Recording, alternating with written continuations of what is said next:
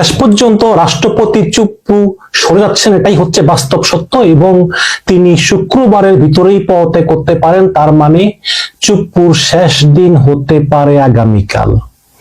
যদিও সংসদের স্পিকার হাফিজউদ্দিন আহমেদ তিনি চিকিৎসার জন্য থাইল্যান্ডে আছেন এবং তারেক রহমান তাকে বলেছেন দ্রুত দেশে ফিরতে, কারণ রাষ্ট্রপতি একমাত্র স্পিকারের কাছেই পদত্যাগ করতে পারে। এবং রাষ্ট্রপতির এই পদত্যাগ কিন্তু খুবই সংক্ষিপ্ত হয়। সংক্ষিপ্ত বলতে মাত্র 2টা লাইন, যে আমি ব্যক্তিগত এবং স্বাস্থ্যগত কারণে পদত্যাগ করলাম, বাস একদম শেষ, আর কোনো কথা নাই। তো এই কারণেই স্পিকার খুব দ্রুত দেশে ফিরতেছেন এবং দেশে ফিরে তিনি রাষ্ট্রপতির পদত্যাগ পত্র তিনি গ্রহণ করবেন এবং পরবর্তী রাষ্ট্রপতি সংসদ কর্তৃক নির্বাচিত না হওয়া পর্যন্ত স্পিকার হাফিজউদ্দিন আহমেদ তিনি ভারপ্রাপ্ত রাষ্ট্রপতি দায়িত্ব পালন করবেন। এটা মোটামুটি চূড়ান্ত সিদ্ধান্ত।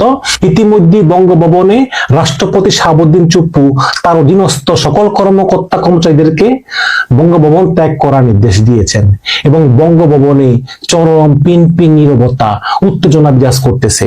যদিও আজকে ডেইলি স্টারের পক্ষ থেকে তাকে ফোন করে বলা হয়েছিল যে আপনি লন্ডনে গিয়ে হাসিনার সঙ্গে কথা বলেছেন কিনা, তখন তিনি বলেছেন আমি অসুস্থ মানুষ, আমি মৃতপ্রায়, আমি লন্ডনে গিয়ে কেন হাসিনার সঙ্গে কথা বলবো? এটা তো পাগলও বিশ্বাস করবে না। কিন্তু দর্শক, সরকার মোটামুটি কনফার্ম যে চুপ্পু মে মাসে লন্ডনে গিয়েছেন চিকিৎসার জন্য।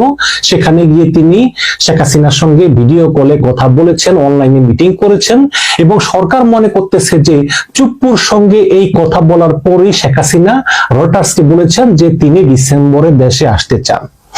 এবং সরকার এও মনে করতেছে যে যদি শেখ হাসিনা ঢুকে পড়ে এবং রাষ্ট্রপতি একটা অধ্যাদেশ দেয় যে হ্যাঁ শেখ হাসিনাই বৈধ প্রধানমন্ত্রী কারণ তিনি পদত্যাগ করেননি, এতে কিছু হবে না, কারণ এত সহজ না তো যে পালিয়ে গিয়েছে সে বাংলাদেশে এসে আবার ক্ষমতা দখল করবে, কিন্তু একটা ঝামেলা হবে আর কি, তাই না? ঝামেলা হবে, এই কারণে সরকার কোনো রিস্ক নিতে চায় না। যদিও অনেকে বলবেন যে ভাই রাষ্ট্রপতি তো কোনো ক্ষমতা নাই বাংলাদেশের সংবিধানে, রাষ্ট্রপতি শুধুমাত্র প্রধানমন্ত্রী নিয়োগ এবং প্রধান বিচারপতি নিয়োগ, এই 2টা কাজ ছাড়া আর সবই প্রধানমন্ত্রীর নির্দেশ অনুযায়ী করতে হয়, প্রধানমন্ত্রীর পরামর্শ অনুযায়ী করতে হয়। তাহলে রাষ্ট্রপতি কিভাবে করবেন? বাট এর উপরেও কথা আছে, যদি এটা অধ্যাদেশ জারি করে দেয় তখন তো এটা বিতর্ক হবে। এই জন্যই আসলে তারেক রহমান সরকার কোনো রিস্ক নিতে চায় না। আরেকটি বড় কারণ হচ্ছে বিএনপি সরকারের রাষ্ট্রপতি নিয়োগ বিষয়ে কিন্তু খুব একটা বাজে অভিজ্ঞতা আছে। বিএনপি নিয়োগ দিয়েছিল প্রবীণ রাজনীতিবিদ ডক্টর AQM বদরুদ্দোজা চৌধুরীকে। তিনি কি করলেন? তিনি জিয়াউর রহমানের মাজার জিয়ারত করা না করা নিয়ে একটা বিরোধ বাজিয়ে শেষ পর্যন্ত তিনি রাষ্ট্রপতি পদ হারালেন। পরে তিনি বিকল্প ধারা করলেন, অনেক কিছু করলেন, পরে তো মারাই গেলেন। তারপরে বানালেন রাষ্ট্রপতি ইয়াজউদ্দিন আহমেদকে। তিনি কিন্তু 111-এর সময় বিএনপিকে রক্ষা করতে পারলেন না এবং বিএনপির উপর যে নির্যাতন হয়েছে 111-এ তা তিনি প্রতিরোধ করতে পারেননি, বরং এক পর্যায়ে সহযোগীর ভূমিকা পালন করেছেন। এই কারণেই বিএনপির এই রাষ্ট্রপতি নিয়ে অভিজ্ঞতা কিন্তু মোটেই সুখকর নয়। এই কারণে বিএনপি কোনো রিস্ক নিতে চায় না। উপরন্তু এনসিপি এবং জামাত বিএনপিকে বলতেছে যে রাষ্ট্রপতি চুপ্পু লন্ডনে গিয়ে শেখ হাসিনার সঙ্গে কথা বলেছে, কত বড় সাহস দেখেন, সে এখনো হাসিনার সঙ্গে যোগাযোগ রেখে চলেছে।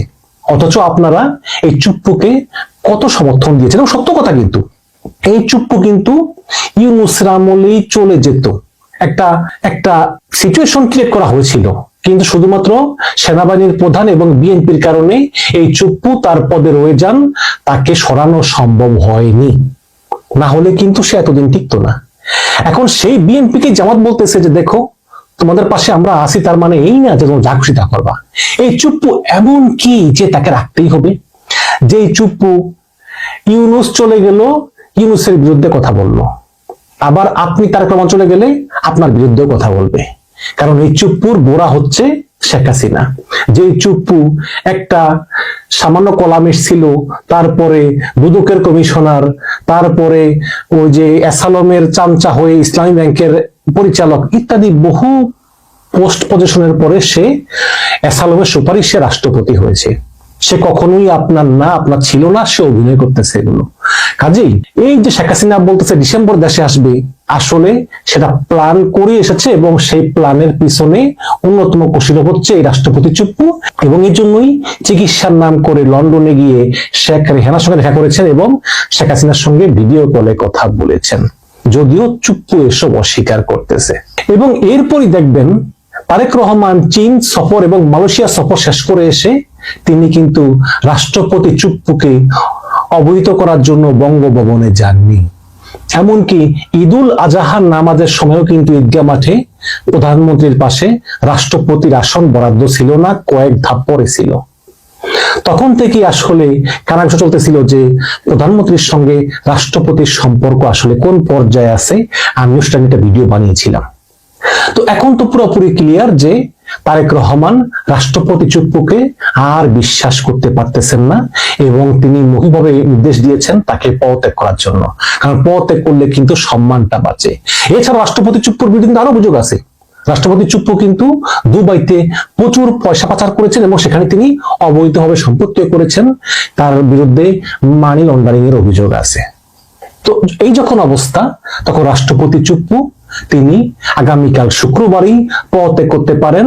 এখন প্রশ্ন হচ্ছে যে পদত্যাগ করার পরে তাকে আসলে সসম্মানে বিদেশে চলে যেতে দিতে হবে নাকি তাকে গ্রেপ্তার করা হবে। আমরা শুনেছি যেটা দর কষাকষি চলতেছে যে রাষ্ট্রপতি চুপ্পু যদি পদত্যাগ করেন তাহলে তাকে বিদেশ যেতে দেওয়া হতে পারে, এরকম একটা দর কষাকষি বর্তমানে চলতেছে, তবে কোনো কিছুই শিওর না। এখন জামাত ইসলাম এনসিপি চায় চুপ্পু গ্রেপ্তার হোক, কিন্তু বিএনপির একটা মহল চায় গ্রেপ্তার করে লাভ কি, তাকে বিদেশে চলে যেতে দেওয়া হোক। এখন একটা দর কষাকষির পর্যায়ে আছে। তবে আমি মনে করি যে রাষ্ট্রপতি চুপ্পু পদত্যাগ করার পরে তাকে সরকার সসম্মানে বিদেশে চলে যেতে দিবে বলে আমার বিশ্বাস, এবং বিদেশে গিয়ে তিনি শেখ হাসিনার সঙ্গে মন খুলে ঘুটু করতে পারবে, ভিডিও করে কথা বলতে পারবে, যা খুশি করতে পারবে, কারণ তিনি তো রাষ্ট্রপতি নাই এবং এতে সরকারের মাথা ব্যথাও নাই। বাট সরকার চায় যে চুপ্পু ইমিডিয়েটলি পদত্যাগ করুক। এবং দেখেন তারেক রহমান বিষয়টা এত সিরিয়াসলি নিয়েছে যে চুপ্পুকে আর সময় দিতেই রাজি না। হয়তো বলতে পারতো 15 দিন, 1 মাস, না, ইমিডিয়েটলি পদত্যাগ করার জন্য চুপ্পুর প্রতি প্রেসার ক্রিয়েট করা হয়েছে এবং এই প্রেসারে চুপ্পু পদত্যাগে বাধ্য হচ্ছে। এখন পরবর্তী প্রেসিডেন্ট কে হতে পারে? আমি আগেই বলেছি যে বিএনপির কিন্তু রাষ্ট্রপতি নিয়ে অভিজ্ঞতা সুখকর নয়, এই কারণে বিএনপি খুব ধীরে ধীরে এগোচ্ছে। এখানে দুইটা মত আছে। একটা মত বলতেছে যে আব্দুল মুইন খান বা ডাক্তার খন্দকার মোশাররফ হোসেন বা মির্জা ফখরুল ইসলাম আলমগীর, এদের মধ্য থেকে রাষ্ট্রপতি করা হতে পারে। কিন্তু আরেকটা পক্ষ বলতেছে যে এত বড় নেতাদের মাঝে মধ্যে ইগো সমস্যা হয়, যেমন সমস্যা হয়েছিল বদরুদ্দোজা চৌধুরীর। যদি কোনো জনবিচ্ছিন্ন কাউকে রাষ্ট্রপতি করা হয়, যেমন অধ্যাপক, ডক্টর, প্রফেসর, তাদের সঙ্গে জনগণের কোনো সম্পর্ক থাকে না, তারা মুখ বুঝে সরকারের কথা মেনে নেয়, সরকার যা বলায় যা করায় তাই বলে তাই করে। কিন্তু যখন একটা বড় নেতা যেমন মুইন খান বা মোশাররফ হোসেন, ফখরুল ইসলাম আলমগীর, তারা অনেক সময় সরকার অনেক কথা মানতে তাদের ইগোতে লাগতে পারে। এই কারণে কোনো একজন তৃতীয় ব্যক্তিকেই রাষ্ট্রপতি করা শ্রেয়।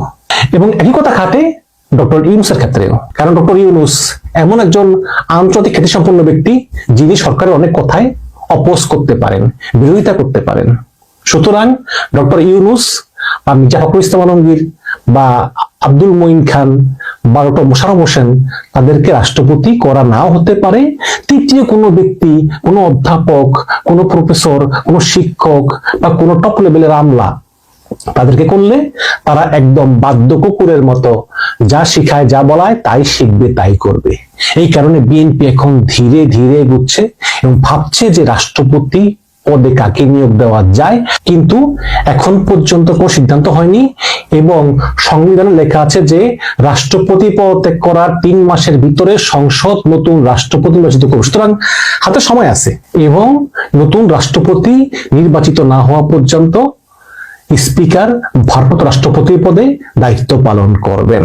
তো যাই হোক, সরকার চায় যে এই চুপ্পুকে বিদায় করার মধ্য দিয়ে আওয়ামী লীগ একটা বার্তা দেওয়া যে তোমাদের জন্য বাংলাদেশ মোটেই ওয়েলকাম না।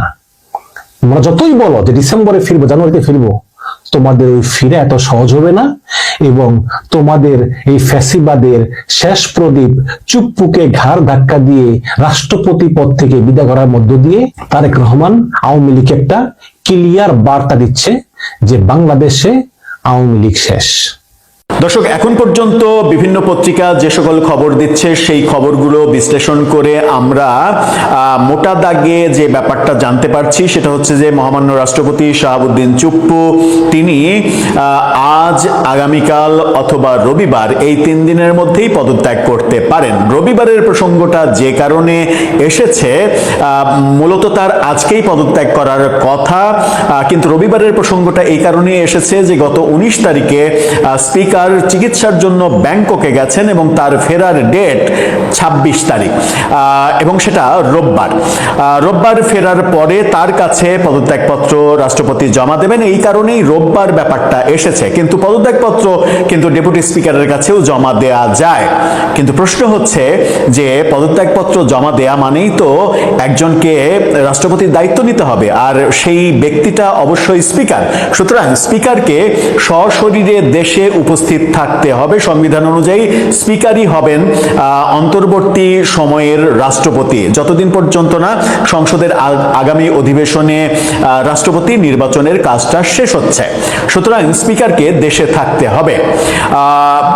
এই জন্যই অনেক গণমাধ্যম বলছে রোববার রাষ্ট্রপতি যে পদত্যাগের ঘটনাটা, সেই ঘটনাটা রোববার ঘটবে। কিন্তু আমরা বিভিন্ন বিশ্বস্ত সূত্রে খবর পেয়েছি ঘটনাটা আজকে ঘটার সম্ভাবনাই বেশি। আজকেই রাষ্ট্রপতি পদত্যাগ করতে চলেছেন বলে শোনা যাচ্ছে এবং আজকেই স্পিকার অন্তর্বর্তী সময়ের রাষ্ট্রপতি হিসেবে দায়িত্ব নিচ্ছেন। তাহলে কিভাবে? স্পিকার তো এই মুহূর্তে ব্যাংককে অবস্থান করছেন। চলুন একটু ভেতরের রহস্যটা বুঝে ওঠার চেষ্টা করি। আজকে রাষ্ট্রপতি পদত্যাগ করতে চাইলে কি অবস্থা হবে। দর্শক, বলছিলাম রাষ্ট্রপতির যে পদত্যাগ, একদিন আগে আল জাজিরার সাংবাদিক জুলকারনায়ের শায়েরের একটা ফেসবুক পোস্টে তোলপাড় হয়েছে সবকিছু। এরপরে একাধিক গণমাধ্যম, টাইমস অফ বাংলাদেশ সহ একাধিক গণমাধ্যম নিশ্চিত করেছে রাষ্ট্রপতি পদত্যাগ করছেন। একটি টেলিভিশন চ্যানেল নিশ্চিত করছে রাষ্ট্রপতির পরিবারের বরাত দিয়ে যে রাষ্ট্রপতি শনি অথবা রবিবারে পদত্যাগ করছেন। সেটা ঘাটাঘাটি করতে গিয়ে জানা গেল যে নাসিমুল গনি, যার অন্তর্বর্তী সময়ের জন্য রাষ্ট্রপতি হবার কথা ছিল, সেই অপশনটা বিএনপি নেয়নি, সেই অপশনটা বাদ গিয়েছে। স্পিকারই হচ্ছেন অন্তর্বর্তী সময়ের রাষ্ট্রপতি।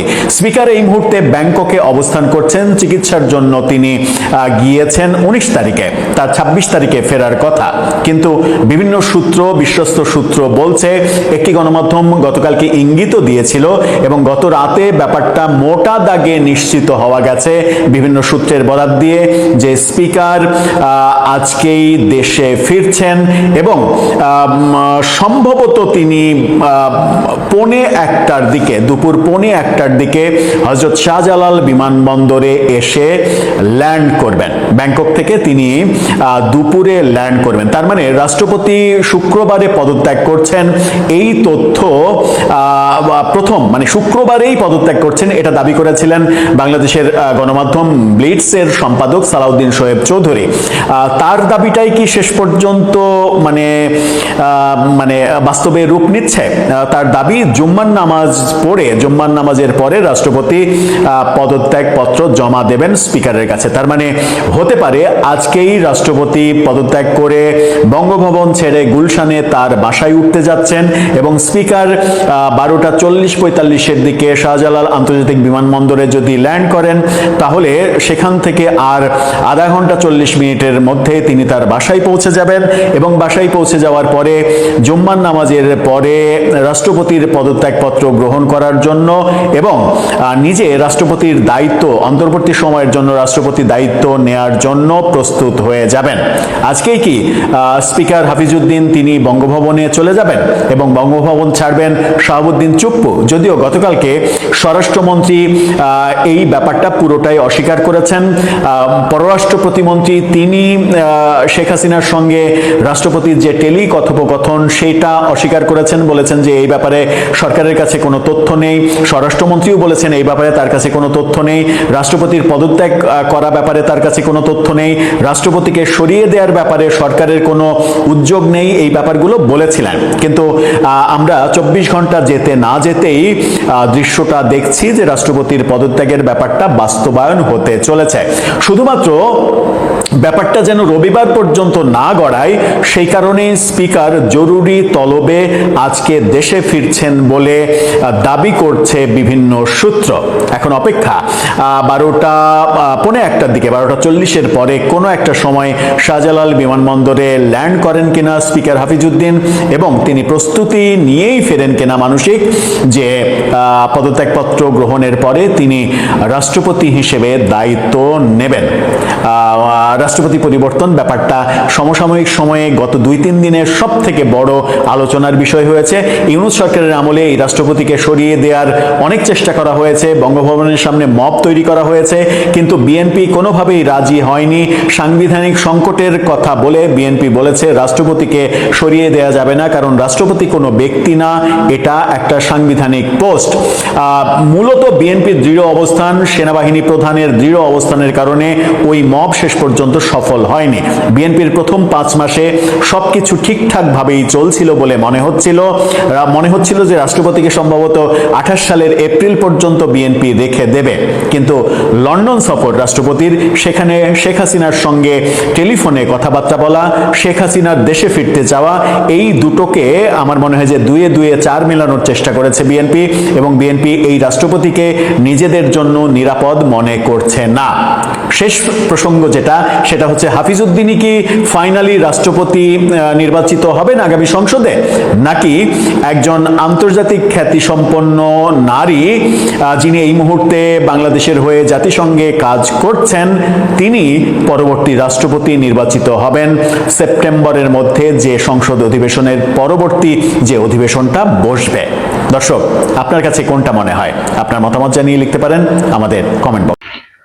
আওয়ামী লীগের রাজনীতিতে এখনো শেখ হাসিনার নেতৃত্ব অনিবার্য, এর কোনো বিকল্প নেই। এটাই ধ্রুব সত্য, এটাই বাস্তবতা। 21 বছর রাস্তায় থাকা আওয়ামী লীগকে ক্ষমতায় নিয়ে আসা, মুক্তিযুদ্ধের চেতনাকে প্রতিষ্ঠিত করা, এটা শেখ হাসিনার নেতৃত্বেই সম্ভব হয়েছে। বহুদা বিভক্ত আওয়ামী লীগ, চরম প্রতিকূল পরিস্থিতি, বঙ্গবন্ধুর খুনিদের দাম্ভিকতা, স্বাধীনতা বিরোধীদের পৃষ্ঠপোষকতা, এত প্রতিকূল পরিস্থিতিকে মোকাবেলা করে আওয়ামী লীগকে মেইন স্ট্রিমে আনার কৃতিত্ব আওয়ামী লীগের কোটি কোটি নেতাকর্মীদের যেমন, কিন্তু নেতৃত্বের মূল কৃতিত্ব শেখ হাসিনার, এর কোনো বিকল্প ছিল না, এটা প্রমাণিত সত্য। কতবার আওয়ামী লীগকে নিয়ে কত রকম অনাকাঙ্ক্ষিত পরিস্থিতি হয়েছে, দলে ভাঙন, গ্রুপিং করা, দল ভেঙে অন্য দল করা, নানা পরিস্থিতিকেও কিন্তু তিনি মোকাবেলা করেছেন। বিশ্ব পরিমণ্ডলে মোকাবেলা করা, দেশের অভ্যন্তরে মোকাবেলা করা, বিভিন্ন প্রশাসনিক প্ল্যাটফর্মকে সমন্বয় করা সহ নানা পরিস্থিতিকে মোকাবেলা করতে গিয়ে তিনিই একমাত্র যিনি বারবার মৃত্যুর মুখোমুখি হয়েছেন। এতবার মৃত্যুর মুখোমুখি আওয়ামী লীগের অন্যান্য কোন নেতারা হননি। বঙ্গবন্ধুর পরে আওয়ামী লীগের নেতৃত্ব দানকারী সকলের প্রতি শ্রদ্ধা রেখে বলবো, শেখ হাসিনার নেতৃত্বের অনবদ্য গুণের কারণে আওয়ামী লীগকে ঘুরে দাঁড়াবার মতো জায়গায় আসা সম্ভব হয়েছিল। এখন ক্রান্তিকাল, এই সময় চায়ের টেবিলে, রেস্টুরেন্টে, আড্ডায়, ভুয়া অনলাইন পোর্টালে অথবা ইউটিউবে অথবা বেনামিতে শেখ হাসিনার ব্যর্থতার কথা বলার পাশাপাশি এটা চিন্তা করা উচিত, যা কিছু সাফল্য তা কিন্তু তার নেতৃত্বে এসেছে। ব্যর্থতার কথা বললে সে দায় দায়িত্ব আমাদের প্রত্যেকেরই। আমরা কে কতটা সফলতার সঙ্গে সংগঠনকে গোছাতে পেরেছি, আমরা কে কতটা পরিস্থিতি মোকাবেলা করার জন্য প্রতিরোধ গড়ে তুলতে পেরেছি। মেটিকুলাস ডিজাইনের ষড়যন্ত্র, বিদেশি পরাশক্তি, দেশীয় শক্তি সম্মিলিতভাবে 2024-এর 5 অগস্টের ঘটনা ঘটাতে সক্ষম হয়েছিল। এখন ক্রান্তিকাল, এখন প্রয়োজন আমাদের অভ্যন্তরীণ ঐক্যের দৃঢ়তা, এবং সেই ঐক্যের ক্ষেত্রে কোনোভাবে কোনো গ্রুপিং একে অপরকে দোষারোপ করার সময় এখন না। আমরা যদি ঘুরে দাঁড়াতে পারি, সেই সময় যোগ্যতা ব্যর্থতা এটা নিয়ে আলোচনা করা যাবে। টকশোতে, অনলাইনে, বেনামি বিভিন্ন অনলাইন পোর্টালে, অথবা নিজে তথ্য সরবরাহ করে বিভিন্ন রকম গুজব তৈরি করার মধ্য থেকে আওয়ামী লীগকে সাহায্য করা হয় না, আওয়ামী লীগকে ক্ষতিগ্রস্ত করা হয়। যারা আওয়ামী লীগের আমরা নেতা কর্মী, শুভাকাঙ্ক্ষী, শুভানুধ্যায়ী, তাদের অবশ্যই মনে রাখা উচিত, আওয়ামী লীগ না থাকলে আমরা কেউ থাকবো না। আর এই আওয়ামী লীগকে ঘুরে দাঁড়াতে হলে শেখ হাসিনার নেতৃত্বের বিকল্প কোনো নেতৃত্ব এখনো কিন্তু নেই। শেখ হাসিনা আওয়ামী লীগের জন্য, শুধু আওয়ামী লীগের জন্য না, মুক্তিযুদ্ধের পক্ষের সকলের জন্য অনিবার্য নেতৃত্ব, তার বিকল্প এখনো কেউ নেই।